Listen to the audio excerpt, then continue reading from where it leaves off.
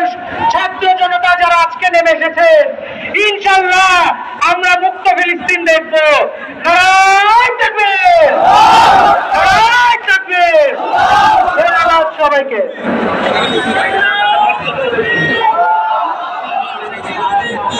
ভাই, আপনারা যারা ছাদের উপরে উঠেছেন, বিলবোর্ডের উপরে উঠেছেন, তাইরা আপনারা যারা বিভিন্ন অন্যতম সংগঠক আহমদ হামিম রাহা বর্তমানে আসছেন। আহমদ হামিম রাহা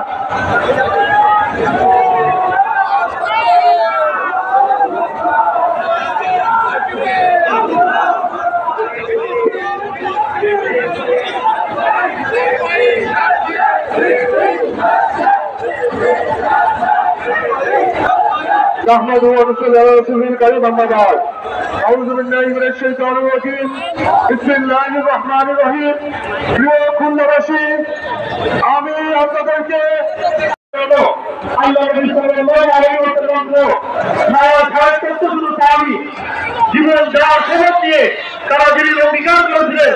আল্লাহ রাব্বুল আলামিন তাদের শপথকে ভয়েতে রহমতের কথা দিয়েছিলেন। আল্লাহ রাব্বুল আলামিন তো হাজার নাজিল করেছিলেন, এমন ফাউকাইহিম, তোমরা শুধু একজন মুসলমান হত্যা করবার জন্য জীবন ধারণের শপথ নিয়েছো, সেখানে শুধু তোমাদের হাত ছিল না, সেখানে আমি আমার আল্লাহর হাত ছিল। আজকে ফিলিস্তিনের রাজ্য জনতা, ফিলিস্তিনের দরবার অবতার করা যাচ্ছে। ভারতের মুসলিম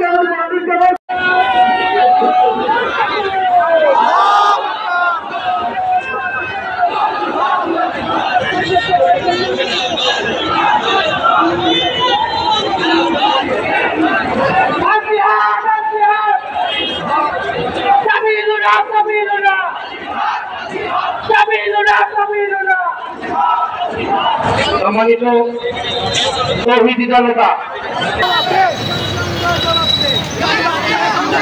গাজাতে হামলা করো,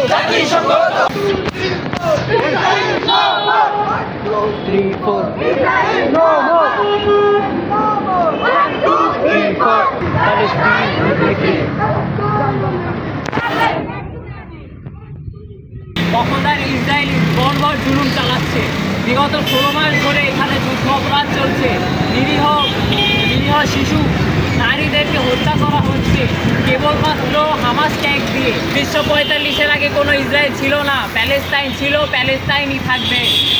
দিকে দখলদার ইসরায়েলি জেনেভা কনভেনশনকে ভঙ্গ করে প্যালেস্তিনি মানুষের উপরে বর্বর যুদ্ধাপরাধ চালাচ্ছে। এই যুদ্ধাপরাধের আমরা জবাব চাই। জাতিসংঘ চুপ কেন? আমরা এখানে একত্রিত হয়েছি এই বর্বরতার বিরুদ্ধে প্রতিবাদ জানাতে। মুসলিম বিশ্ব আজ নিশ্চুপ কেন? তারা কি দেখছে না কিভাবে ফিলিস্তিন নির্যাতিত হচ্ছে? যেখানে প্রতি 10 মিনিটে একটি কোমল শিশু প্রাণ ঝরে যাচ্ছে, তাহলে কেন তারা নির্যাতন দিচ্ছে?